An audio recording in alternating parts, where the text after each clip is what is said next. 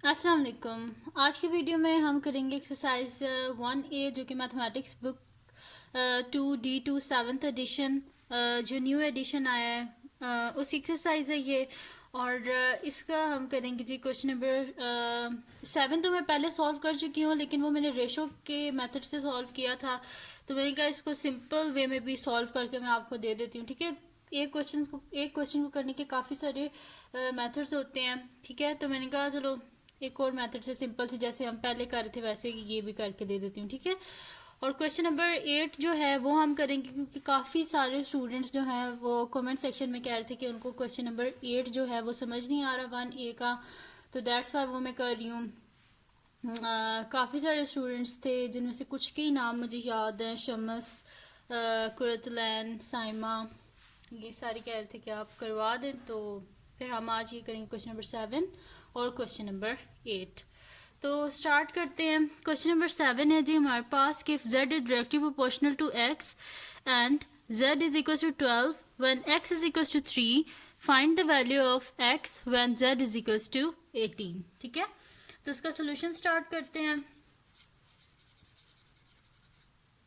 देखिए क्वेश्चन में क्या है कि z क्या हमारे पास डायरेक्टली प्रोपोर्शनल है x के, ये हमारे पास गिवन है, और इसमें वो कह रहे हैं कि जब x 3 होगा तो z क्या होगा 12 होगा। तो कह रहे हैं फाइंड करो वैल्यू x की जब z 18 है। ठीक है, तो इसका सोल्यूशन स्टार्ट करते हैं हम। इसमें ना हम लिख देते हैं कि हमारे पास गिवन क्या है, z डायरेक्टली प्रोपोर्शनल है x के, तो हम यहाँ पे लिख देते हैं since z is directly proportional to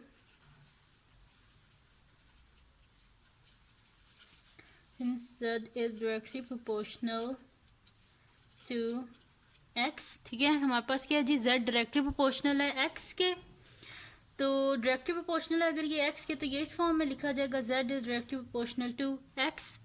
अब ये जो प्रोपोर्शनलिटी का जो साइन है ना, ये हमें नहीं चाहिए यहाँ पे। ठीक है, तो इसको हटाने के लिए यहाँ पे हम एक कांस्टेंट लिखेंगे, तो हम यहाँ पे क्या कर लेते हैं, k को एज अ कांस्टेंट ले लेते हैं। ठीक है, तो z इज इक्वल्स टू के एक्स, और यहाँ पे हम लिख भी देते हैं कि के क्या है हमारे पास, हम यहाँ पे लिख देते हैं जी वेयर के इज अ कांस्टेंट। ठीक है, तो हमने लिख दिया कि के क्या हमारे पास कांस्टेंट है। सही है, अब इसमें हमारे पास क्या करना है, हमने सबसे पहले हमने अब देखें हमने इक्वेशन बना लिया। अब इक्वेशन में हम क्या करते हैं, इस इक्वेशन से हम k की वैल्यू को फाइंड आउट कर लेते हैं, फिर उस k की वैल्यू और z की वैल्यू इन दोनों को इस इक्वेशन में पुट करके हम वहाँ से क्या कर लेंगे, x की वैल्यू को फाइंड आउट कर लेंगे। ठीक है, तो यहाँ पे हम लिख देते हैं कि when z is equal to 12 हो हमारे पास और x इज इक्वल टू 3 हो, तो यहाँ से हम क्या करेंगे, इस इक्वेशन में ये वैल्यूज पुट करके यहाँ से हम k की वैल्यू को फाइंड आउट कर लेंगे। तो हमारे पास क्या है जी, z इज इक्वल्स टू के एक्स, यानी कि z क्या है 12 इज इक्वल्स टू k और x क्या है हमारे पास 3।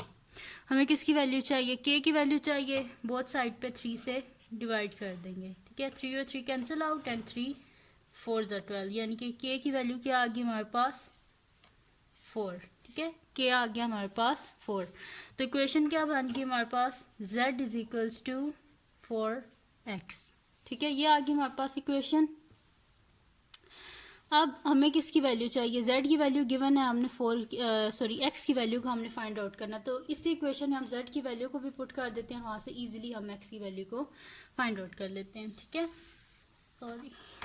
ठीक है, तो यहाँ पे हम लिख देते हैं जी z is equals to 4x है हमारे पास, और व्हेन जब z हमारे पास क्या है, when z is equals to 18, तो जब z हमारे पास 18 हो तो यहाँ पे 18 लिखते हैं z की जगह, 18 इज इक्वल्स टू 4x। ठीक है, हमें किसकी वैल्यू चाहिए जी, x की वैल्यू चाहिए, बोथ साइड पे 4 से डिवाइड कर देते क्योंकि हमें यहाँ पे ये 4 नहीं चाहिए। ठीक है, 4 और 4 कैंसिल आउट हो गए, क्या कर लेते हैं हम 18 को ना 4 से डिवाइड कर लेते हैं, 18 divided by 4 is equals to are है जी 4.5, तो x क्या आ गया हमारे पास 4.5।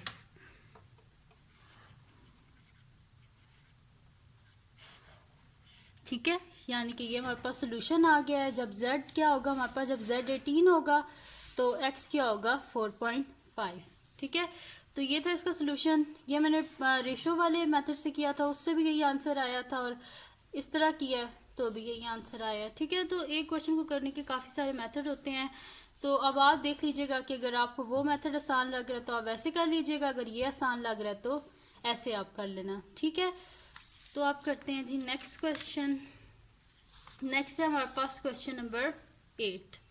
क्वेश्चन नंबर 8 क्या है जी हमारे पास कि if B is directly proportional to A, B के हमारे पास डायरेक्टली प्रोपोर्शनल है ए के, and B is equals to 3 when A is equals to 18। जब ए 18 है तो बी क्या आ जाता है जी हमारे पास 3 आ जाते हैं, क्योंकि क्या है जी डायरेक्टली प्रोपोर्शनल है एक दूसरे के। फाइंड करनी है वैल्यू ऑफ बी जब ए की वैल्यू हमारे पास 24 है। ठीक है, ए की वैल्यू हमारे पास गिवन है और हमने फाइंड आउट क्या करनी है, बी की वैल्यू। ठीक है, सोल्यूशन स्टार्ट करते हैं। बहुत सिंपल है, बिल्कुल वैसे ही है जैसे क्वेश्चन नंबर 7 अभी मैंने सॉल्व किया है। ठीक है, तो सोल्यूशन स्टार्ट करते हैं जी इसका। तो इसमें हम कर देते हैं जी के since B is directly proportional to A। ठीक है, ये हमारे पास गिवन है ना कि B क्या डायरेक्टली प्रोपोर्शनल है A के, तो हम यहाँ पे क्या लिख देंगे जी कि B is directly proportional to A।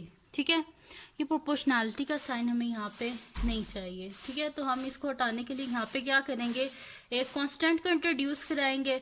तो यहाँ पे क्या आ जाएगा हमारे पास, इसको हटाने के लिए यहाँ पे हमारे पास आ जाएगा जी के आ जाएगा। ठीक है, तो के को हम यूज़ कर लेते हैं एज अ कांस्टेंट इस प्रोपोर्शनैलिटी के साइन को हटाने के लिए। तो बी इज इक्वल्स टू यहाँ पे क्या आ जाएगा हमारे पास, के ए आ जाएगा। ठीक है, बी इज इक्वल टू के है, यहाँ पे हम लिख देते हैं जी के हमारे पास कांस्टेंट है। ठीक है, क्योंकि जब भी आप किसी भी कांस्टेंट को लिखते हैं तो नीचे लिखा करें कि ये चीज़ हमारे पास कांस्टेंट है। ठीक है, तो हम यहाँ पे लिख देंगे वेयर के इज़ अ कांस्टेंट।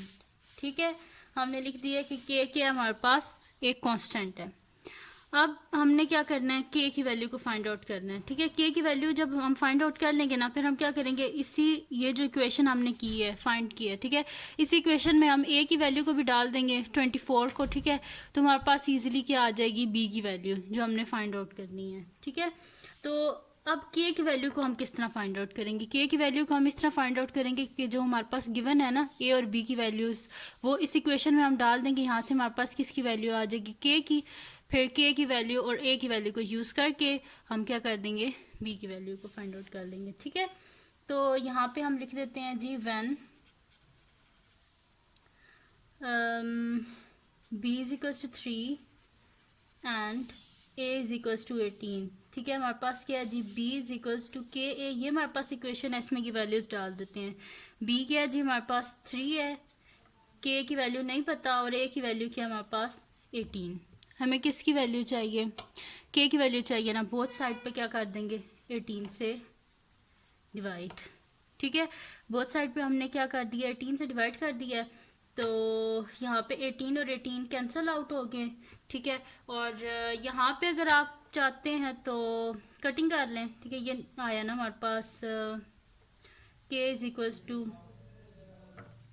तो यहाँ पे कटिंग कर लेते हैं, 6 या 18 होते हैं, तो 3 1 या 3 3 6 या 18, यानी कि 1/6 आ गया हमारे पास। ठीक है, तो के क्या आ गया 1/6, तो ये हम इस इक्वेशन में डाल लेते हैं, के की वैल्यू भी और ए की वैल्यू भी हम डाल लेते हैं, जो कि हमारे पास क्या गिवन है के 24। तो यहाँ पे हम लिख लेते हैं जी, सबसे पहले तो इस इक्वेशन को सही करके लिख लेते हैं। हमारे पास इक्वेशन क्या आ गया जी, बी इज इक्वल्स टू 1/6 ए, ये आ गया हमारे पास। अब यहाँ पे हम लिख लेते हैं कि when A is equals to 24, equation क्या है जी, B is equals to 1/6 A. ठीक है, तो इस ए की जगह 24 लिख लेते हैं, बी इज इक्वल्स टू 1/6 ए की जगह 24, 6 1 द 6 और 6 4 द 24, तो बी की वैल्यू क्या आ गई हमारे पास 4।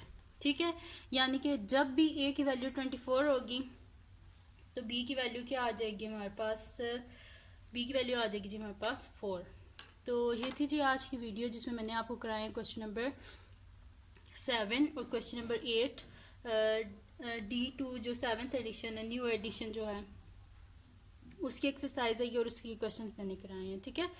तो अगर ये वीडियो आपको पसंद आई हो तो उसको लाइक कीजिएगा, मेरे चैनल को सब्सक्राइब कीजिएगा और अपने फ्रेंड से भी बोलिएगा कि वो सब्सक्राइब कर दें और इसी तरह सपोर्ट करते रहें। और अगर आपको कोई और एक्सरसाइज समझनी हो या कुछ इस तरह तो आप मुझे कमेंट सेक्शन में बता दीजिएगा, तो वो भी मैं सॉल्व कर दूँगी। और काफ़ी सारे स्टूडेंट्स कह रहे हैं कि वर्कबुक जो है ना इनकी वो भी मैं सॉल्व करूं, लेकिन मेरे पास अभी जस्ट ना बुक्स ही हैं, D1 D2 और D3 यही मेरे पास हार्ड कॉपी में ही हैं बुक्स। तो मेरे पास वर्कबुक नहीं है अभी, तो इसलिए इंशाल्लाह वो भी मैं परचेज़ कर लूँगी। फिर उनसे भी मैं आपको सॉल्व कर दूँगी, जितना मेरे से हो सका आप लोगों की हेल्प मैं कर दूँगी। और बस दुआओं में याद रखिएगा।